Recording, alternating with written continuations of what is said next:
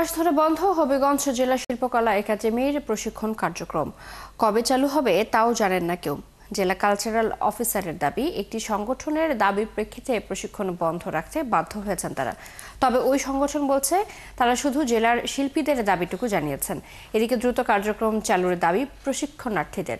শাকিল চৌধুরীর তথ্য ছবিতে প্রতিবেদন। গত 30 জুন অন্যান্য দিনের মতোই হবিগঞ্জ জেলা শিল্পকলা একাডেমিতে প্রশিক্ষণে এসেছিলেন শিক্ষার্থীরা। সেদিনই একাডেমির বোর্ডে টাঙানো নোটিশে জানিয়ে দেওয়া হয় 1 জুলাই থেকে সব প্রশিক্ষণ বন্ধ থাকবে।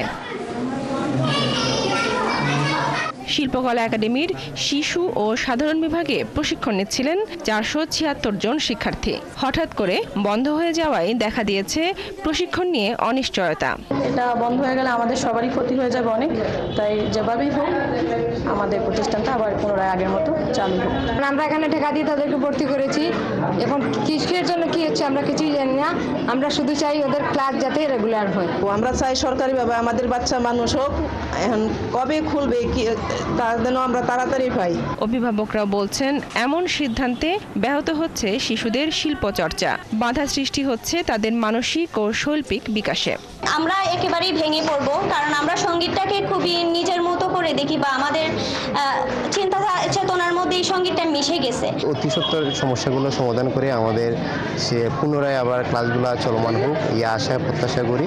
জেলা কালচারাল অফিসার জানান, সম্প্রতি জাতীয়তাবাদী সাংস্কৃতিক সংগঠনের নেতৃত্বে হবিগঞ্জের শিল্পী সমাজ প্রশিক্ষণদের ফ্যাসিবাদের দোষরাক্ষা দিয়ে তাদের বাদ দেওয়ার দাবি জানায়।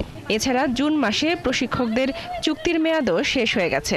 ডিসি মহোদয় এবং ডিজি মহোদয় যেভাবে আমাকে নির্দেশনা দিয়েছেন, বলেছেন যে ক্ষণিক সময়ের জন্য, এটা খুব বেশি দীর্ঘ সময়ের জন্য তা কিন্তু না, খুব অল্প সময়ের জন্য, কারণ আমরা খুব দ্রুতই একটা সিদ্ধান্তে পৌঁছবো। এই সিদ্ধান্তটি নিতে তারা বাধ্য হয়েছে। তবে অভিযোগ আনা জাতীয়তাবাদী সাংস্কৃতিক সংগঠনের নেতারা জানিয়েছেন, প্রশিক্ষক বদলের দাবি জানালেও প্রশিক্ষণ বন্ধ হোক সেটি তারা চাননি। এটা আমরা দেই না, এটা বাংলাদেশ শিল্পকলা একাডেমি, এটা আরো আগেই পদক্ষেপ নেওয়ার কথা ছিল।